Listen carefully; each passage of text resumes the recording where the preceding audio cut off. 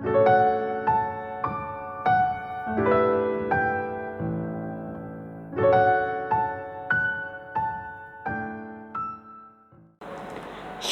selamat malam Bapak Ibu Saudara-saudari yang dikasihi Tuhan.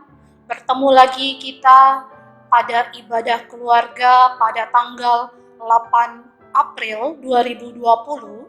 Dan pada saat ini kita akan membaca dan merenungkan firman Tuhan yang terambil dari Lukas pasalnya yang ke-9, ayatnya yang ke-22 hingga ayatnya yang ke-27.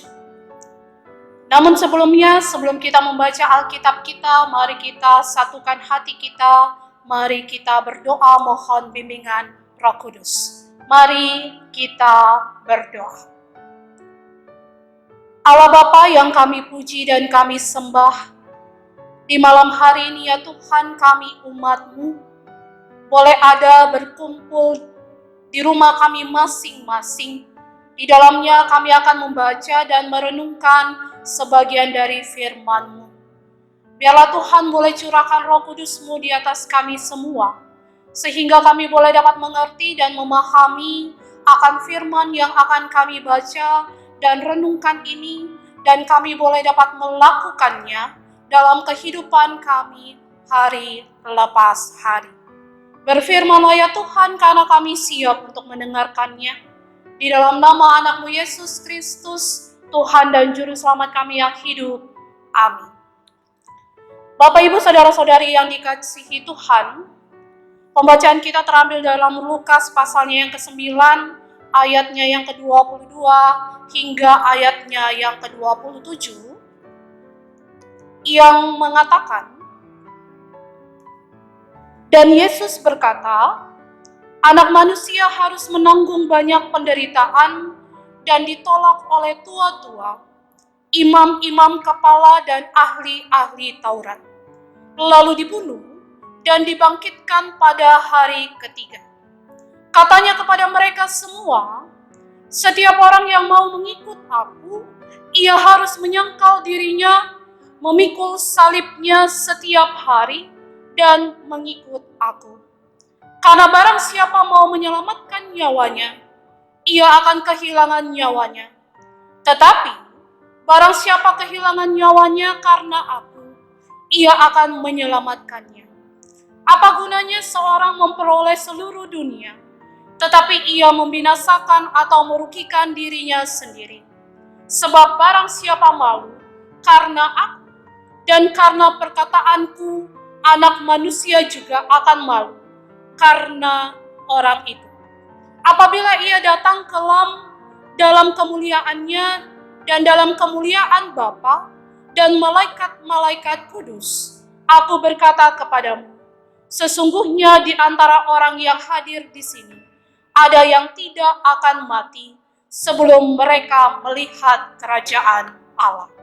Demikian pembacaan Alkitab. Yang berbahagia ialah mereka yang mendengar firman Tuhan dan yang melakukannya dalam kehidupan setiap hari. Terpujilah nama Tuhan Yesus Kristus. Hosiana.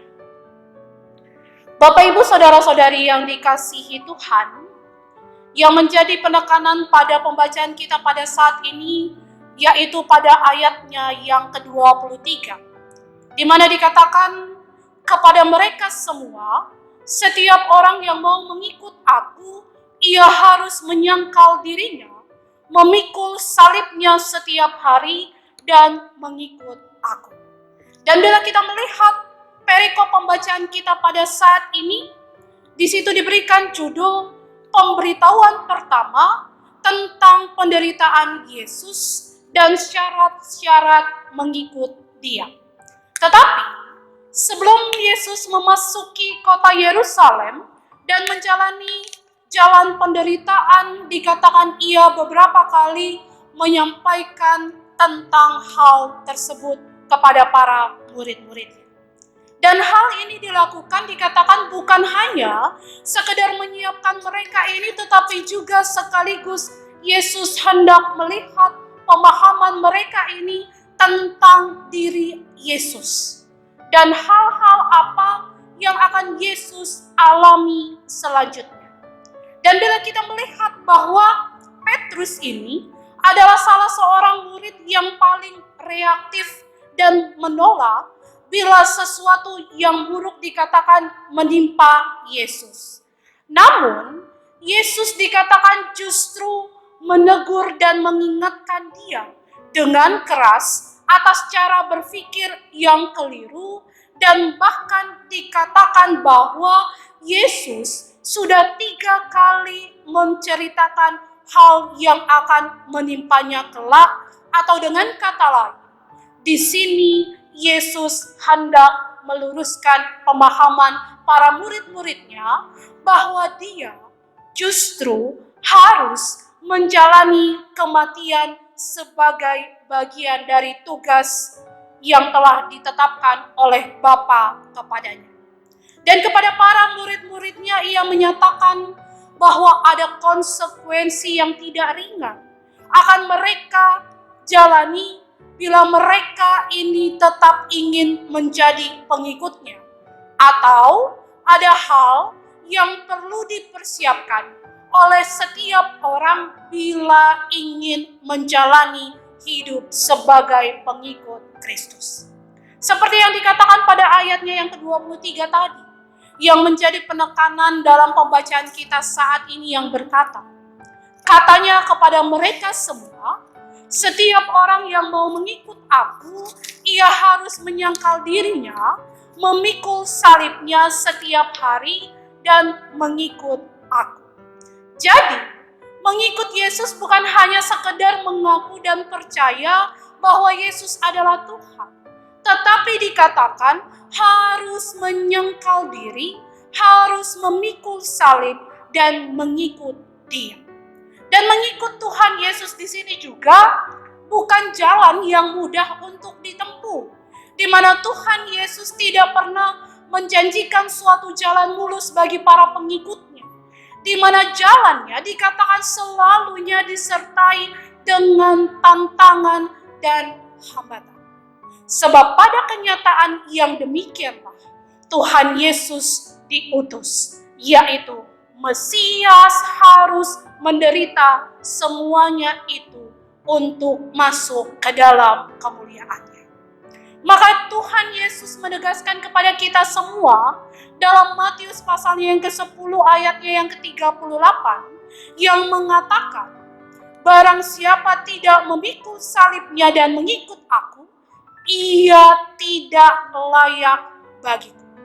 Sehingga seruan kepada setiap orang yang mau mengikut Kristus, mau tidak mau harus melintasi jalan yang telah dilalui oleh Yesus, yaitu jalan penyangkalan diri dan memikul salib.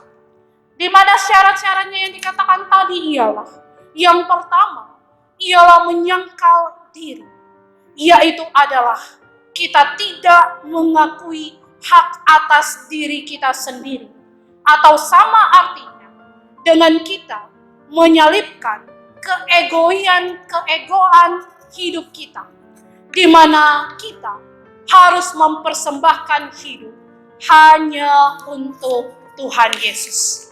Di mana menyangkal diri adalah pengendalian diri, mau jujur menilai diri sebagai respon iman kita kepada Tuhan. Bahwa kita dipanggil bukan untuk keinginan duniawi kita, tetapi untuk keinginan Tuhan. Lalu syarat yang kedua dikatakan adalah memikul salib. Di satu sisi dikatakan salib adalah lambang penderitaan, kematian, kehinaan, cemoohan, dan penolakan. Namun, salib sebenarnya adalah lambang hubungan antara kita manusia dengan Allah. Di mana melalui salib, manusia diperdamaikan dengan Allah. Karena setelah dikatakan manusia jatuh ke dalam dosa, manusia telah berpisah dengan Allah. Manusia yang sudah diperdamaikan dengan Allah tidak hidup lagi menurut dagingnya. Karena itu memikul salib sama artinya dengan merendahkan diri, rela menanggung beban yang berat namun kita tidak pernah sendirian. Dan salib bagi kita bukanlah pencobaan atau kesulitan. Karena dalam Matius pasalnya yang ke-11, ayatnya yang ke-28 sampai ayatnya yang ke-30, di situ Yesus berkata bahwa Yesus membuat beban kita menjadi ringan. Memikul salib juga sama artinya dengan siap menerima konsekuensi untuk kehilangan nyawa untuk mengikut Yesus. Di mana ketika salib itu diletakkan di bahu kita untuk dipikul, apakah kita akan tetap setia menjadi murid Yesus? Dan seperti yang dikatakan tadi, bahwa salib adalah penderitaan yang harus ditanggung sebagaimana Kristus juga telah mengalaminya. Dan kelihatannya memikul salib adalah beban yang begitu berat sehingga banyak orang Kristen tidak mau memikul salibnya. Padahal dalam kita memikul salib, kita tidak memikul sendirian, sebab tuntutan ini berlaku bagi semua yang mau mengikut Yesus. Justru dengan salib yang kita pikul mengajarkan kepada kita untuk tetap fokus pada tujuan hidup kita. Lalu syarat yang terakhir dikatakan ialah mengikut Tuhan. Mengikut Tuhan artinya kita menaati dan melaksanakan segala yang diperintahkan Tuhan. Dan segala perintah Tuhan ada di dalam Alkitab. Dan untuk dapat mengikut Tuhan dengan baik, maka dikatakan kita harus setia dan taat kepada apa yang ditulis oleh firman Tuhan.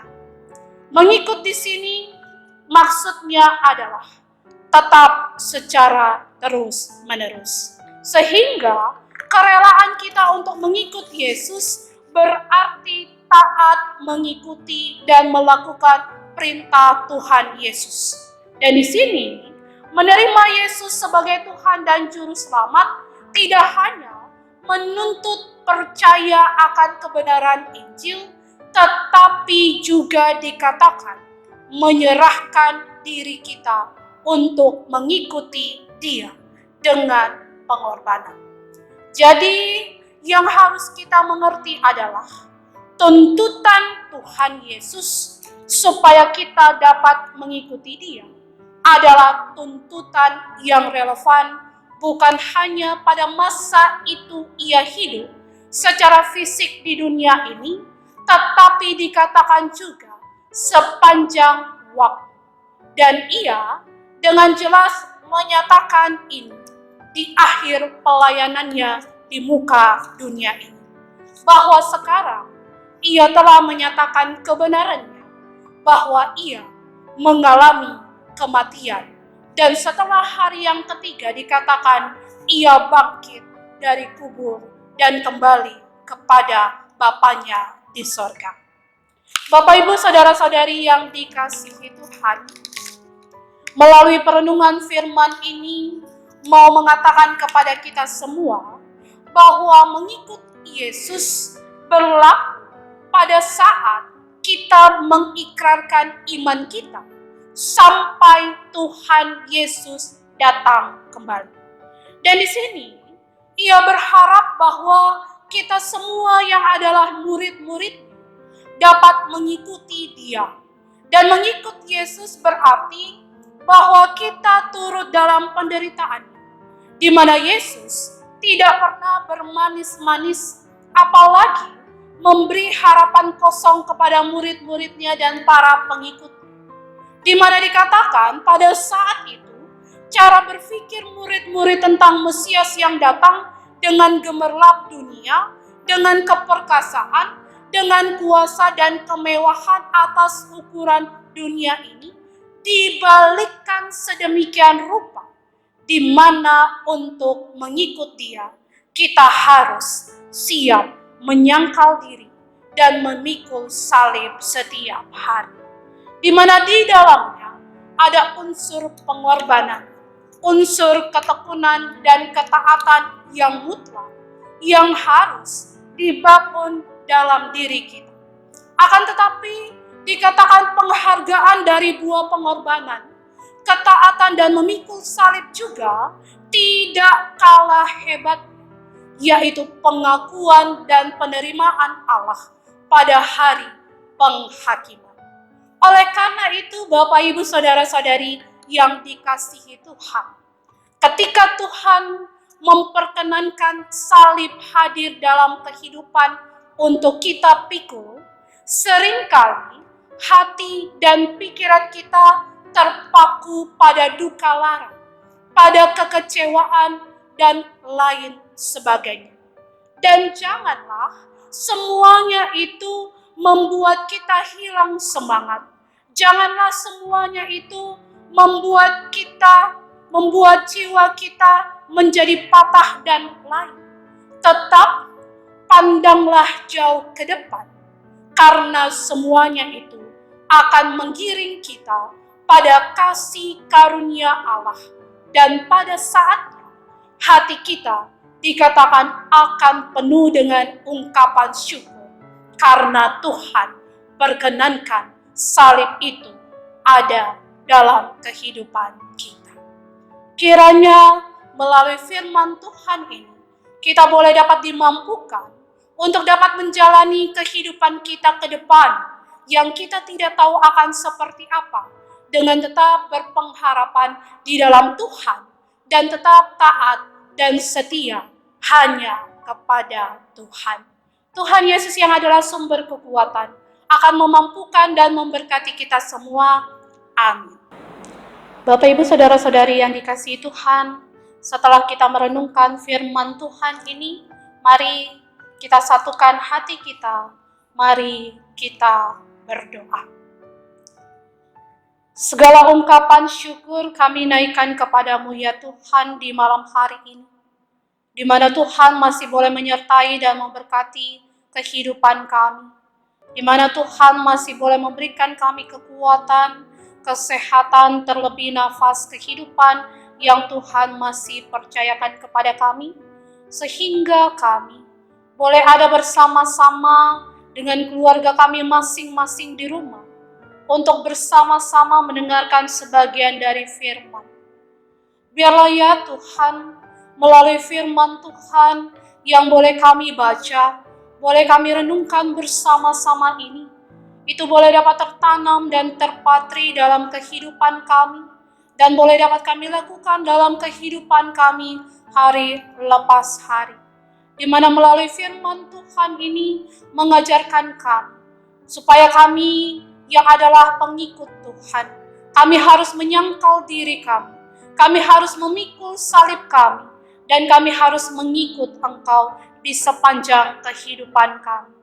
Dan biarlah Tuhan boleh memampukan kami, agar kami boleh dapat menjadi pribadi yang selalu taat dan setia hanya kepada Tuhan, sehingga melalui kesemuanya itu, kami boleh dapat dimampukan untuk dapat menjadi pengikut Kristus di dalam kehidupan kami. Biarlah dengan ketaatan dan kesetiaan yang ada di dalam kehidupan kami pun juga boleh dapat menjadi contoh teladan yang baik bagi orang-orang di sekitar kami, sehingga melalui kesemuanya itu semakin banyak orang yang mengikut Tuhan di dalam kehidupan mereka, dan mereka boleh dapat percaya bahwa hanya Tuhanlah Juru Selamat dunia ini.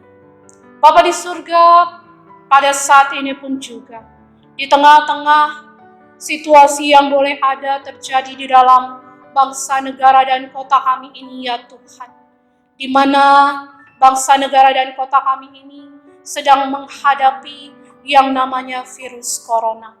Biarlah Tuhan boleh memampukan kami semua, terlebih para medis, baik dokter, baik perawat, atau siapapun ya Tuhan, yang boleh mengambil bagian di dalamnya. Di dalam mereka boleh menjalani tugas dan tanggung jawab mereka. Mampukan mereka ya Tuhan. Berikan kekuatan dan kesehatan kepada mereka, sehingga melalui kesemuanya itu, mereka boleh dapat dimampukan untuk dapat menjalani tugas dan tanggung jawab mereka dengan sebaik-baiknya. Tuhan boleh memakai mereka menjadi alat-Mu, sehingga melalui tangan-tangan mereka dan melalui penyertaan yang asalnya daripadamu, semakin banyak orang yang boleh sembuh, orang yang boleh kembali ke rumah mereka masing-masing, dan boleh dapat berkumpul kembali dengan keluarga mereka. Bagi mereka ya Tuhan yang pada saat ini sedang berada dalam perawatan, kiranya pun juga Tuhan boleh memberikan kekuatan, kesehatan, dan hikmat yang asalnya daripada-Mu, sehingga melalui kesemuanya itu mereka boleh dapat melewati situasi yang boleh terjadi dalam kehidupan mereka dengan kekuatan dan penyertaan yang asalnya daripada Tuhan. Kami mau menyerahkan ya Tuhan, untuk pemerintah kami juga ya Tuhan, baik yang dari pusat maupun yang ke daerah, di dalam mereka boleh menangani akan virus corona ini. Tuhan boleh berikan mereka kekuatan kesehatan dan juga hikmat kepada mereka, supaya mereka boleh dapat mengatasi segala sesuatunya yang boleh terjadi ini dengan sebaik-baiknya, dan atas perkenanan Tuhan, Tuhan boleh memakai mereka untuk menjadi alat kepanjangan Tuhan, sehingga keadaan atau situasi yang terjadi ini boleh kami lalui dengan penyertaan dan kuat yang asalnya daripadamu. Karena tanpa penyertaan dan kuat kuasa yang asalnya daripadamu, kami bukanlah apa-apa. Tetapi biarlah Tuhan boleh memampukan kami, menguatkan kami, sehingga kami boleh dapat melewati situasi yang boleh ada dan boleh terjadi di bangsa, negara, dan kota kami ini ya Tuhan. Dan saat ini pun juga ya Tuhan, kami mau menyerahkan kehidupan kami seluruhnya hanya ke dalam tangan-Mu. Baik pribadi lepas pribadi, keluarga lepas keluarga. Biarlah Tuhan juga boleh menyertai dan memberkati kami, memberikan kami kekuatan, kesehatan, hikmat yang asalnya daripada-Mu, sehingga melalui kesemuanya itu kami boleh dapat melewati situasi yang boleh terjadi pada saat ini dengan penyertaan dan kuat kuasa yang asalnya daripada-Mu. Dan biarlah ya Tuhan, di dalam setiap kehidupan kami ini, kami hanya mau menyerahkan ke dalam tangan Tuhan, yang adalah sumber kekuatan dan sumber penghidupan bagi kami, umat manusia. Terima kasih Tuhan. Inilah doa permohonan kami yang kami alaskan hanya di dalam nama anak-Mu Yesus Kristus, Tuhan dan Juru Selamat kami yang hidup. Amin. Terima kasih Bapak Ibu Saudara-saudari yang dikasihi Tuhan. Selamat malam, tetap jaga kesehatan dan tetap stay di rumah. Kiranya Tuhan Yesus yang adalah sumber kekuatan dan berkat akan menyertai dan memberkati kita semua.